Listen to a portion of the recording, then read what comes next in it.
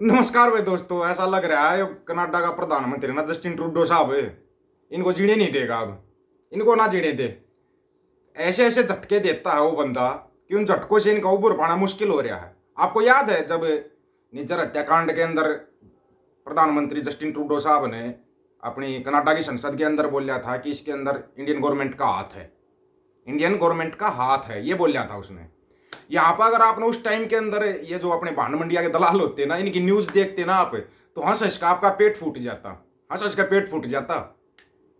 ऐसी ऐसी न्यूज बनाई इन लोगों ने, कनाडा को घुटनों पर ला देंगे, भीख मांगेगा कनाडा, ये करेगा कनाडा।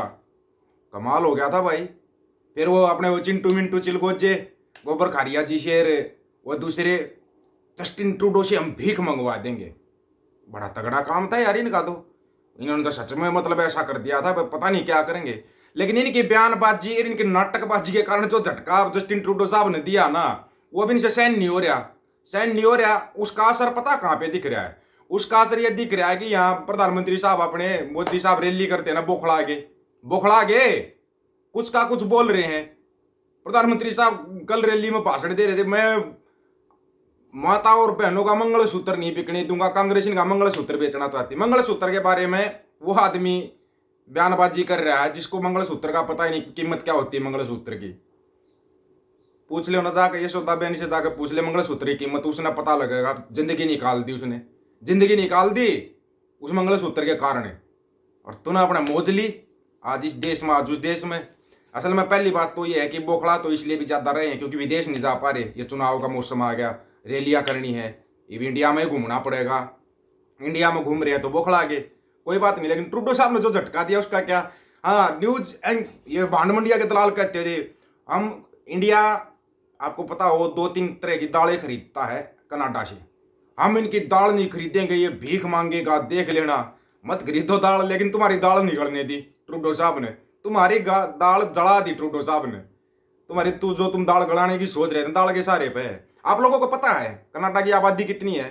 5.5 करोड़, 5.5 करोड़ 6 करोड़ इतनी आबादी होगी कनाडा की। इकोनॉमी कितनी है उनकी पता है तुम्हारे को? 2.5 बिलियन, 2.5 बिलियन। अब आ जाओ अपनी बात कर लो, कितनी आबादी है? 140 करोड़ से ऊपर, मेरे ख्याल में 150 करोड़ से ऊपर जा लिए होगे। चलो 140 करोड़ लगा लो, 140 करोड़ की आबादी। और इकोनॉमी की है 3.5 बिलियन। क्या मुकाबला करोगे भाई? कहां मुकाबला करोगे? किस टाइप का मुकाबला करोगे? मत खरीदो तुम दाल, तो बर्बाद हो जाएगा वो। बर्बाद तो तुम होगे। अब जो ट्रूडो साहब ने झटका दिया, मरा एक झटके में 100 कुछ बेरोजगार खड़े कर दिए इंडिया में। 100 कुछ बेरोजगार, बड़े बड़े अधिकारी, बड़े बड़े अधिकारी एक झटके में खड़े कर दिए इंडिया के अंदर। ये लो संभालो अपने बेरोजगारों को, क्योंकि यहाँ तो हर साल 2 करोड़ रोजगार मिल रहे हैं ना, तो इन 2 करोड़ में इनको भी शामिल करो, इनको रोजगार दे दो।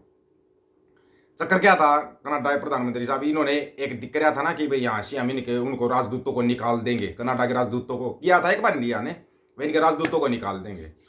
अगले ने ठाकन चंडीगढ़, बेंगलोर, दिल्ली और मुंबई एम्बेसी बंद कर दी।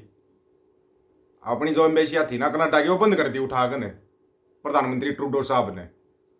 एक झटके में 100 कुछ अधिकारी बेरोजगार। अब वो क्या है, कुछ नहीं, वो घंटा तो बजाएंगे मंदिर में जाकर, घंटा तो बजा ही सकते हैं, और कुछ नहीं तो आएगा तो फलाना ही आएगा, ढिमकाना ही। अब अगर अपने प्रधानमंत्री साहब के भाषण सुना दिया आपको, तो मेरे ख्याल में आपका तो हंस हंस का पेट फूट जाएगा। हंस हंस का पेट फूट सकता है आपका, ये बता देते हैं। क्योंकि इनके जो वीडियो और भाषणबाजी हम सुन रहे हैं, उसने तो अगले ने अपना जो काम करना था वो तो कर दिया, कर कर काम वो साइड में हो रहा है। ट्रूडो साहब तो साइड में है, लेकिन अब तुम्हारा क्या करें? वो बोलते हैं तुम्हारा क्या होगा कालिया, कहाँ फिर तुम इकोनॉमी की बात करते हो, उस पर बात करते हो। $60,000 प्रति वर्ष आए, वहां प्रति व्यक्ति आए है। $60,000 प्रति व्यक्ति आए है कनाडा के अंदर। यहाँ बताना, यहाँ 5 लाख रुपए कर्जा है। आज भी कोई बच्चा पैदा होता ना, तो 10-12 लाख रुपए कर्जा सिर पे लेकर पैदा होता है इंडिया में। और तुम कहते हो कि कनाडा से भीख मंगवा देंगे। भीख मांगने की नौबत किसकी आ रखी है? वो तुम्हारे कारण, सिर्फ ये भांड मंडिया के दलालों के कारण और इन चिंटू मिंटू चिलगोजों के कारण, सिर्फ इनके कारण हुई है। ठीक है ना? नहीं तो इतनी खराब हालत नहीं थी, लेकिन तुमने करवा दिया काम। मैं किसी भी आरक्षण को पसंद नहीं करता और खासकर नौकरी में आरक्षण तो कतई नहीं।